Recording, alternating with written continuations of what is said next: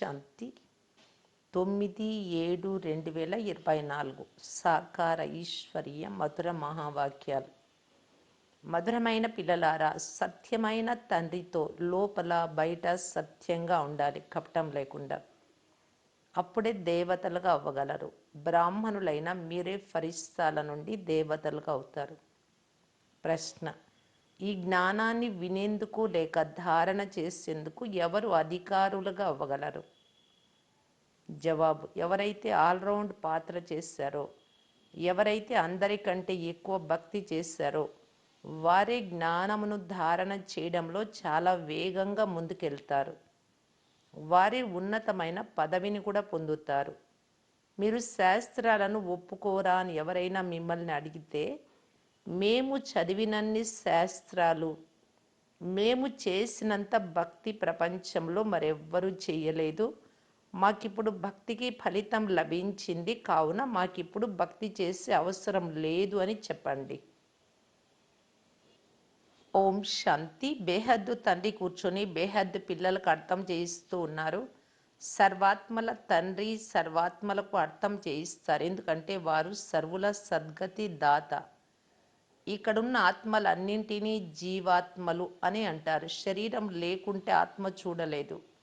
భలే drama plan అనుసారం తండ్రి స్వర్గ స్థాపన చేస్తున్నారైతే నేను స్వర్గాన్ని చూడనని తండ్రి అంటున్నారు. అది ఎవరి కొరకు ఉందో వారే చూడగలరు. మిమ్మలను చదివించిన తర్వాత మళ్ళీ నేను ఏ శరీరాన్ని ధారణ చేయను కనుక శరీరం లేకుండా ఎలా చూడగలను? ఎక్కడ పడితే అక్కడ నేను ఉండను, అన్నీ చూస్తాను అనేది లేదు. ఏ పిల్లలను పుష్పాల సమానంగా తయారు చేసి స్మృతి యాత్ర నేర్పిస్తున్నారో అలాంటి పిల్లలనే తండ్రి చూస్తారు. యోగమను పదము భక్తికి సంబంధించినటువంటిది. జ్ఞానమునిచ్చేవారు జ్ఞానసాగరుడు ఒక్కరే, వారిని సద్గురువు అని అంటారు. మిగిలిన వారంతా కేవలం గురువులు మాత్రమే. వారే సత్యమును చెప్పేవారు, సత్యఖండమును స్థాపించేవారు. భారతదేశం సత్యఖండంగా ఉండేది. అక్కడ అందరూ దేవీ దేవతలే నివసించేవారు. మీరిప్పుడు మనుషుల నుండి దేవతలుగా అవుతున్నారు కాబట్టి సత్యమైన తండ్రితో ఆంతరికంగా బాహ్యంగా లోపల బయట సత్యంగా అవ్వాలి అని పిల్లలకు అర్థం చేయిస్తారు. మొదట అడుగడుగున అసత్యమే ఉండేది. స్వర్గంలో ఉన్నత పదవి పొందాలి అంటే అదంతా వదిలేయాలి. స్వర్గానికి అందరూ వెళ్తారు, కానీ తండ్రిని తెలుసుకొని కూడా వికర్మలను వినాశనం చేసుకోకుంటే శిక్షలను అనుభవించి లెక్కాచారాన్ని సమాప్తం చేసుకోవాల్సి ఉంటుంది. పదవి కూడా చాలా తక్కువది లభిస్తుంది. ఈ పురుషోత్తమ సంగమ యుగంలో రాజధాని స్థాపన అవుతూ ఉంది. ఆ రాజధాని సత్యుగంలో కానీ కలియుగంలో కానీ స్థాపన అవ్వదు. ఎందుకంటే తండ్రి సత్యుగంలోనూ రారు, కలియుగంలోనూ రారు. ఈ యుగమును పురుషోత్తమ కళ్యాణకారి యుగమని అంటారు. ఇందులోనే తండ్రి వచ్చి అందరి కళ్యాణం చేస్తారు. కలియుగం తర్వాత సత్యుగం రావాలి కాబట్టి సంగమ యుగం కూడా తప్పకుండా ఉండాలి. ఇది పతిత పాత ప్రపంచమని తండ్రి అర్థం చేయించారు. దూరదేశ నివాసి మహిమ కూడా ఉంది. అయితే పరాయి దేశంలో తన పిల్లలు ఎక్కడ లభిస్తారు? పరాయి దేశంలో పరాయి పిల్లలే లభిస్తారు. నేను ఎవరిలో ప్రవేశిస్తానో ఆ పిల్లలకు బాగా అర్థం చేయిస్తాను, స్వపరిచయం కూడా ఇస్తాను. మరియు ఎవరిలో ప్రవేశిస్తానో అతడికి కూడా ఇది నీ అనేక జన్మల అంతిమ జన్మ అని అర్థం చేయిస్తాను. బ్రహ్మబాబాకు ఎంత స్పష్టంగా ఉంది. ఈ సమయంలో మనుషులు పతితంగా అవుతారు. వాయుమండలం అంతా చెడిపోయి ఉంది. 2:30 గంటలకు ఎవ్వరూ లేవరు. 3-4 గంటల సమయాన్ని అమృత వేళ అని అంటారు. ఆ సమయంలో లేచి మనుషులు భక్తి కూడా చేస్తారు. ఈ సమయాన్ని మనుషులు తయారు చేశారు. నిజానికి ఈ సమయం ఏది కాదు. కృష్ణుడు జన్మించిన సమయాన్ని తెలుసుకోవచ్చు, శివుడు వచ్చిన సమయాన్ని ఏమాత్రం తెలుసుకోలేరు. వారే స్వయంగా వచ్చి అర్థం చేయిస్తారు. కాబట్టి మొట్టమొదట శివబాబా మహిమను తెలపాలి. పాటను కూడా ముందు వేయాలి, తర్వాత కాదు. శివబాబా అందరికంటే మధురమైన వారు. వారి ద్వారా బేహద్దు వారసత్వం లభిస్తుంది. నేటి నుండి 5000 సంవత్సరాల క్రితం శ్రీకృష్ణుడు సత్యుగానికి మొదటి రాకుమారుడిగా ఉండేవాడు. అక్కడ అపారమైన సుఖం ఉండేది. ఇప్పటికీ స్వర్గం గురించి మహిమ చేస్తూ ఉంటారు. ఎవరైనా మరణిస్తే ఫలానా వారు స్వర్గస్థులైనారు అని అంటారు. అరే, ఇప్పుడు ఇది నరకం. స్వర్గమైతే స్వర్గంలో పునర్జన్మలు తీసుకోగలరు. మాకు ఇన్ని సంవత్సరాల అనుభవం ఉంది. దానింతా కేవలం 15 నిమిషాల్లో అర్థం చేయించలేము. అందుకు సమయం అవసరం అని మీరు చెప్పాలి. మొట్టమొదట ఒక్క సెకండ్ విషయాన్ని వినిపిస్తాం. దుఃఖహర్త సుఖకర్త అయిన బేహద్దు తండ్రి పరిచయం ఇస్తాం. వారు మన ఆత్మలందరికీ తండ్రి. బ్రహ్మ కుమారీలైన మేమంతా శివబాబా శ్రీమతమును అనుసరిస్తాం.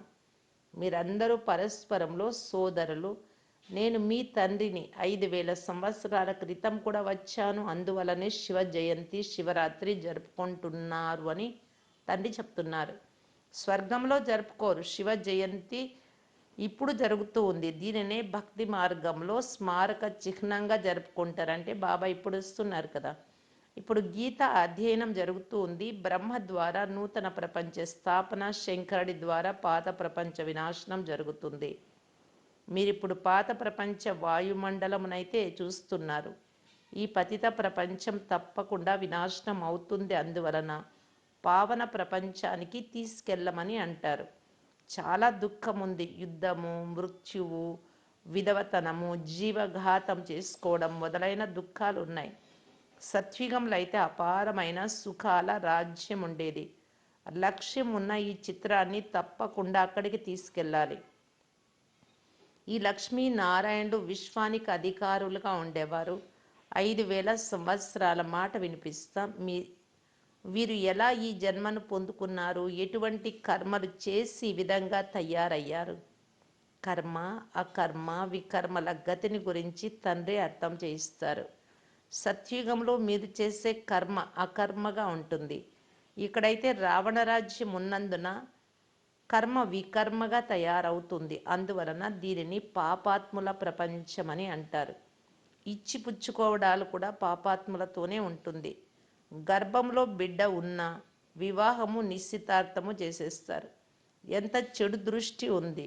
ఇక్కడ ఉండేదే చెడు దృష్టి గల మనుష్యులు. సత్యుగమును పవిత్ర దృష్టి ప్రపంచమని అంటారు.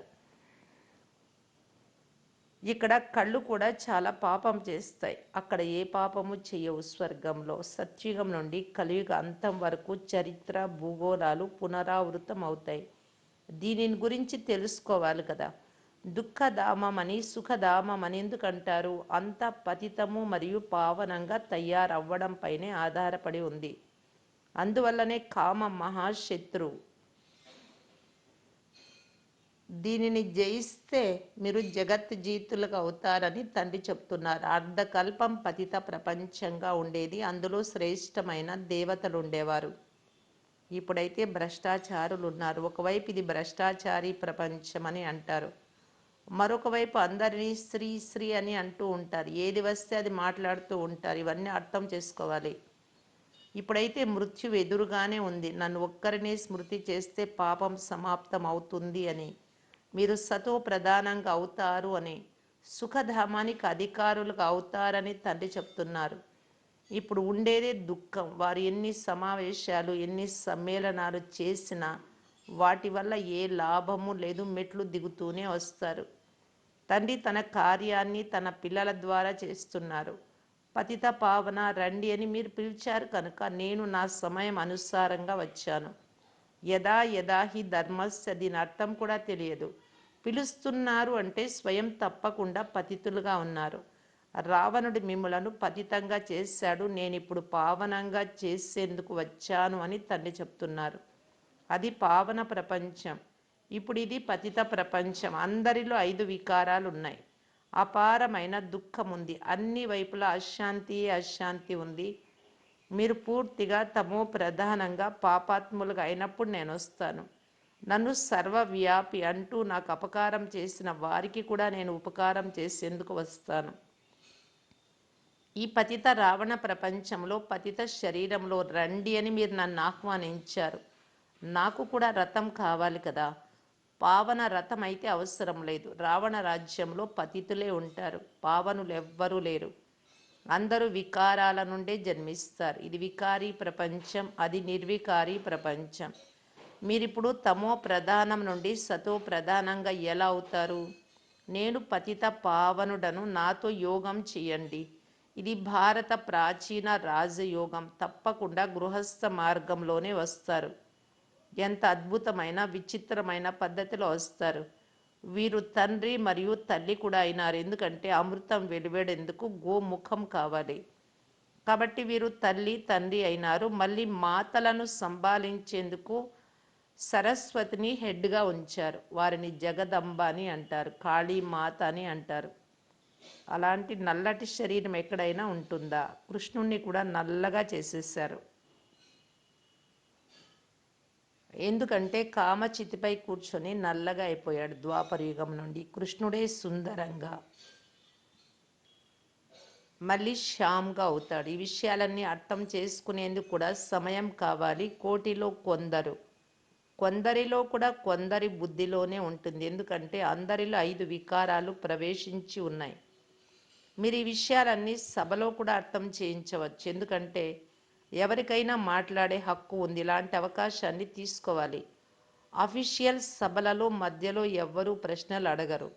వినాలని లేకుంటే శాంతిగా వెళ్ళిపోండి, శబ్దం చేయకండి, కూర్చొని ఇలా అర్థం చేయించండి. ఇప్పుడైతే అపారమైన దుఃఖం ఉంది. దుఃఖపు కొండలు పడనున్నాయి. మేము తండ్రిని రచనను తెలుసుకున్నాం. మీకు ఎవరి కర్తవ్యం గురించి కూడా తెలియదు. తండ్రి భారతదేశాన్ని స్వర్గంగా ఎప్పుడు ఎలా తయారు చేశారో మీకు తెలియదు. మీరు వస్తే మేము అర్థం చేయిస్తాం. 84 జన్మలు ఎలా తీసుకుంటారు?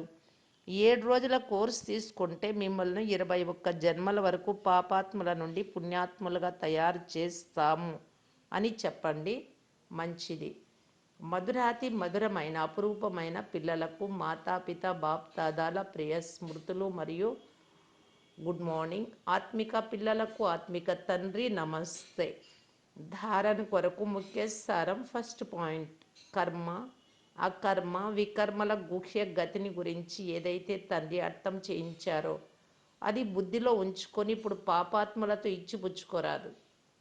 సెకండ్ పాయింట్, శ్రీమత అనుసారం ఒకే తండ్రితో తమ బుద్ధి యోగాన్ని జోడించాలి. సతో ప్రధానంగా పురుషార్థం చెయ్యాలి. దుఃఖధామాన్ని సుఖధామంగా చేసేందుకు పతితం నుండి పావనంగా పురుషార్థం చెయ్యాలి.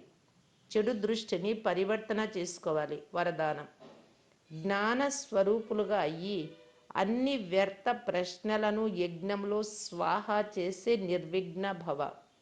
ఏదైనా విఘ్నం వచ్చినప్పుడు ఎందుకు, ఏమిటి అని అనేక ప్రశ్నలలోకి వెళ్ళిపోతారు. ప్రశ్న చిత్తులుగా అవ్వడం అనగా దుఃఖపడడం. నాలెడ్జ్ఫుల్గా అయ్యి యజ్ఞంలో అన్ని వ్యర్థ ప్రశ్నలను స్వాహా చేసేస్తే మీ సమయం కూడా మిగులుతుంది. అంతేకాదు ఇతరుల సమయం కూడా మిగిలిపోతుంది. తద్వారా సహజంగా నిర్విఘ్నులుగా అయిపోతారు. నిశ్చయము మరియు విజయం, జన్మసిద్ధ అధికారము ఈ షాన్లో ఉంటే ఎప్పుడు పరేషాన్గా వ్యాకులతలోకి రారు. స్లోగన్, సదా ఉత్సాహంలో ఉండాలి. ఇతరులకు కూడా ఉత్సాహాన్ని ఇప్పించాలి. ఇదే మీ కర్తవ్యం. అవ్యక్త ఇషారా. ఎవరైనా పరోపకారం యొక్క భావనతో సంపన్నులై అపకారులకు కూడా ఉపకారం చేయటం కూర్చి బాప్దాదా తెలియజేస్తూ ఉన్నారు. ఎవరైనా తమ సంస్కారము లేక స్వభావము కారణంగా మీ ఎదురుగా పరీక్ష రూపంలో వస్తారు. కానీ మీరు ఒక్క సెకండ్లో మీ శ్రేష్ఠ సంస్కారంతో ఒక్కరి స్మృతిలో ఉంటూ అలాంటి ఆత్మల పట్ల కూడా దయా సంస్కారము, దయా స్వభావమును ధారణ చేయండి. ఇదే ఉపకారం చేయడం. ఓం శాంతి.